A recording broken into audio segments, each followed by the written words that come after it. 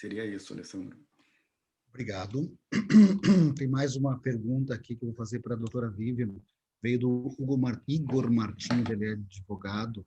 Ele comenta quanto ao artigo 282, citado antes, que diz notificar o proprietário ou o infrator. Não seria uma obrigação de notificar os dois, apenas fazendo distinção em razão do tipo de penalidade a ser aplicada? Pergunta bem objetiva, doutora Vivian. Se puder repetir, se puder comentar isso, doutora Vivian.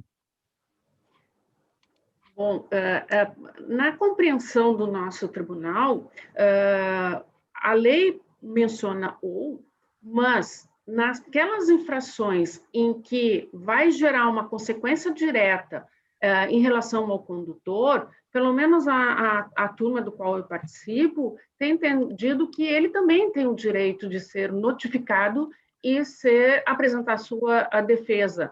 Porque, vejam bem, foi dito pela doutora Zulmira, assim, não, no processo de suspensão do direito de dirigir, que é o maior problema que nós temos nos processos judiciais, o auto de infração mantém-se rígido, nós só vamos analisar a consequência da suspensão, mas, às vezes, o que está em discussão é o próprio fato, se o fato efetivamente ocorreu.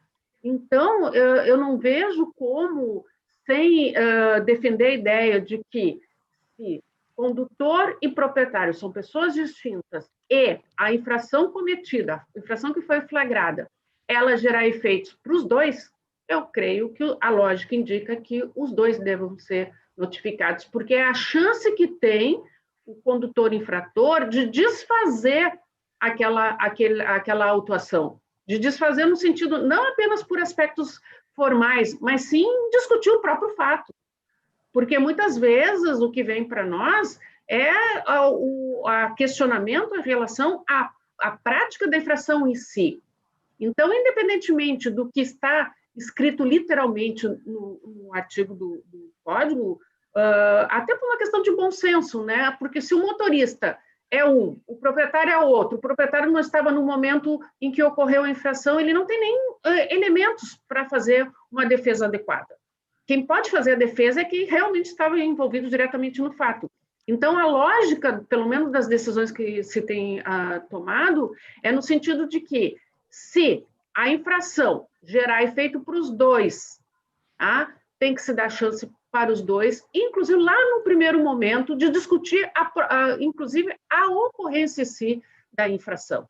E não apenas aspectos formais. Claro, a grande maioria das discussões são aspectos formais, de que a notificação faltou isso, faltou aquilo, houve um enquadramento, uma coisa muito comum, que ainda bem que está sendo resolvida por parte dos órgãos autuadores, a indicação equivocada do artigo, do código que realmente se encaixa aquela infração, mas, enfim, quando se pretende discutir o próprio fato em si, se aquele fato ocorreu, e mais, se ocorreu e ele deve ser punido, pelo menos com o enquadramento que foi dado pelo órgão atuador, eu creio que a notificação tem que ser encaminhada para ambos. Essa é a minha posição. Certo. E, inclusive, deixa eu registrar aqui uma reclamação do pessoal que está assistindo, que eles estão respeitando os órgãos, respeitando os palestrantes, considera que tinha que ter um advogado, que no caso nós estamos representando os órgãos públicos, PRF, DETRAN e o Judiciário,